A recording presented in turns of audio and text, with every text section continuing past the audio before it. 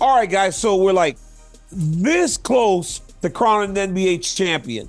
So once again, I'm partnered up with the DraftKings Sportsbook to give all new customers a brand new offer. All new customers bet a minimum of $5 and get $150 in bonus bets instantly when you go to the DraftKings Sportsbook and sign up using my promo code DCTV. Two fantastic teams are vying to become world champions. It's always great to be a part of greatness, but it's also great to be in on the action while using the DraftKings Sportsbook. So once again, go to the DraftKings Sportsbook app right now. Sign up using my promo code DCTV. Bet a minimum of $5. Get $150 in bonus bets instantly at the DraftKings Sportsbook, an official sports betting partner of the NBA. And at DraftKings, guys, the crown is yours.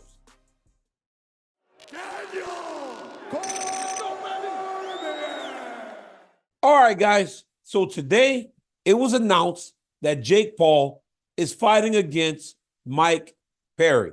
Look,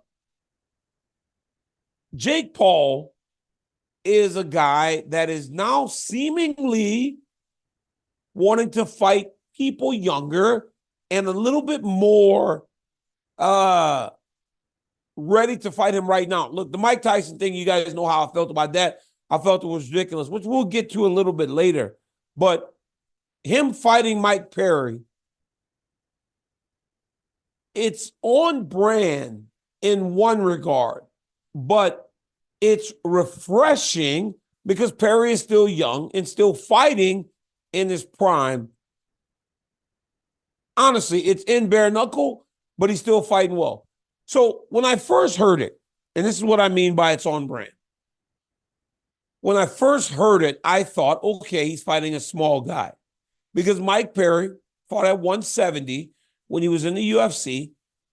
And now in bare knuckle, he seems to fight between 170 to 200, I guess. So I said, okay, Jake Paul wants to fight another small guy. But then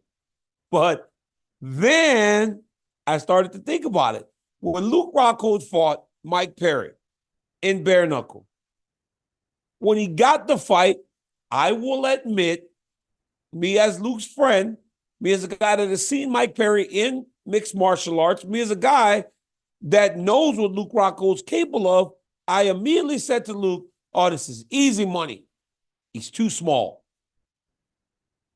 On brand for Jake, because Jake fights smaller guys. It is what it is. Tyron Woodley small, Ben Askren small. He really has fought welterweights, right? Anderson was the only bigger one, and Anderson is past his prime. Then he fought Tommy Fury, but he lost. He's beaten smaller guys. Nate Robinson's tiny, right? They're all small. So I immediately thought this is on brand because I remember telling Luke, easy money. You're going to make $1 million to beat up on a small dude. And then we all saw what Mike Perry did to my boy. Guys, Mike Perry might look small, but this dude is an absolute killer. My wonder is, though, can Mike Perry do in boxing what he does in bare knuckle? Because my deal is this, when it comes to Mike Perry in bare knuckle boxing, I don't know if there's anyone in the world that could beat him in that arena. I really don't. That is in part due to the fact that Mike just does not care. I think Mike Perry is hilarious. I think Mike Perry has found a way to stay relevant in a world that can be very unforgiving for someone that gets to the highest level of the sport and it kind of flames out. The way that he has reinvented himself, it's crazy. And he hasn't changed. He's still the wild man that he was in the UFC. He's still the guy that people always go, well, Mike Perry's out of his mind. Sure, he's out of his mind. But in that arena, in bare knuckle boxing, I believe that benefits him to the point that these guys just can't go with him. Thiago Alves, right? Thiago Alves, who's a tremendous fighter. Luke Rockhold, who's a champion. They could not compete with him in that arena, partly due to the fact that Mike Perry just don't give a damn. Hit him with no gloves. He don't care. He'll keep fighting you. He's made for it. But does that translate to boxing? They're going to fight in a weight class where they're going to have 8-ounce gloves. 8-ounce gloves in the boxing arena will feel like pillows to a guy like Mike Perry, who has been fighting with nothing on his hands. Even the UFC, we only have 4-ounce gloves. We only have 4-ounce gloves.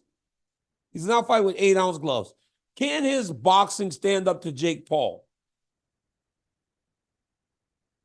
Will that intimidation of I don't give a damn play as much a part in a boxing fight?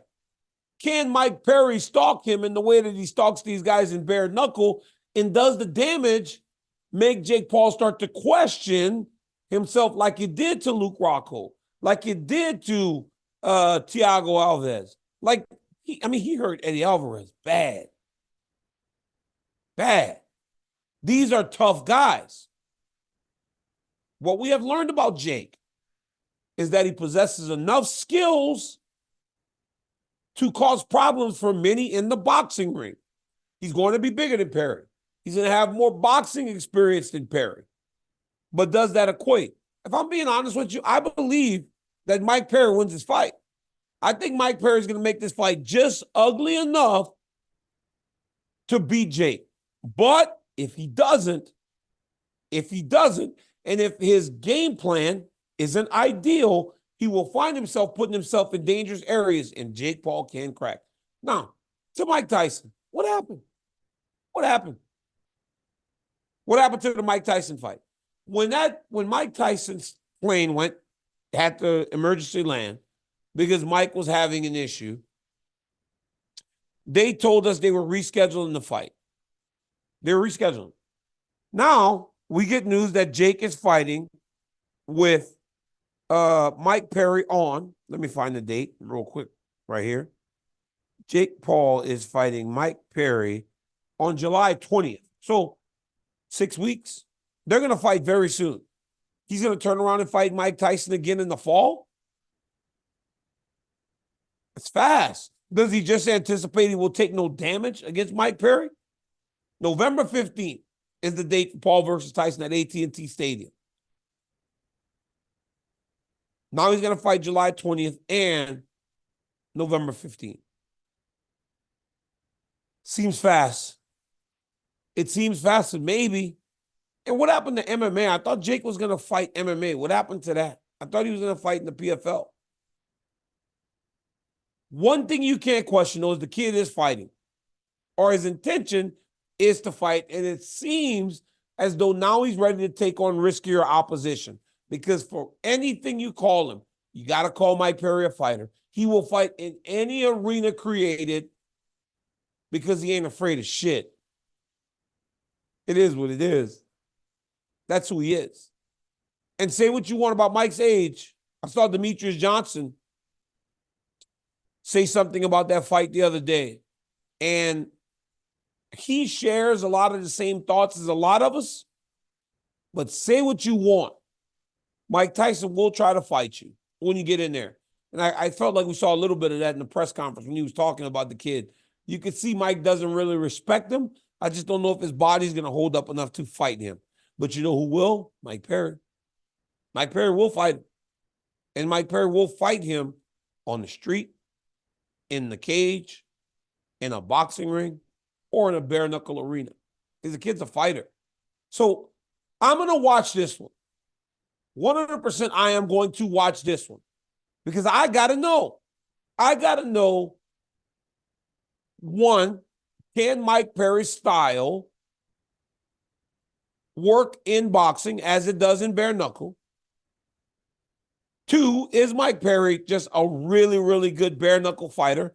And how much of an impact on the fight does Mike Perry's I don't give a shit attitude have in bare knuckle fighting? Because you could see when he hit Luke, Luke turned away like, oh shit. You could see Thiago Alves realize, I don't really want to do this. Takes a different type of person to fight in that arena. How big of an advantage is that to Mike in that arena? And does that translate to boxing? Can Jake Paul use all these new skills to handle Mike Perry in a way that we have seen him beat guys like Tyron Woodley, Ben Askren, Nate Robinson, and a couple of others. Like, can he do that? I don't know. It's going to be a real fight, though. So, yeah, I'm excited. I like that one. This is probably the most exciting fight I've had for Jake Paul, but I believe he gets beat. Jake Paul gets beat July 20th. And then what happens in November with the Mike Tyson fight? Does it still go forward? Do they still do it? Or do they move on to something different? I don't know. I don't know, guys. But that to me was the news of the day. I'm about to head off to Saudi. So long travel for me. I'm traveling by myself with nobody else from the UFC. So that'll be nice to just have all those hours to myself. But off to Saudi, where I will sit down with Robert Whitaker, check in with him on the changing opponent, but also on his expectations and his idea that he can work his way up to a championship opportunity. So until next time, guys, hit the like button, hit the subscribe button, hit those notifications so that every time I drop a video, you guys know that it's coming. All right? Peace.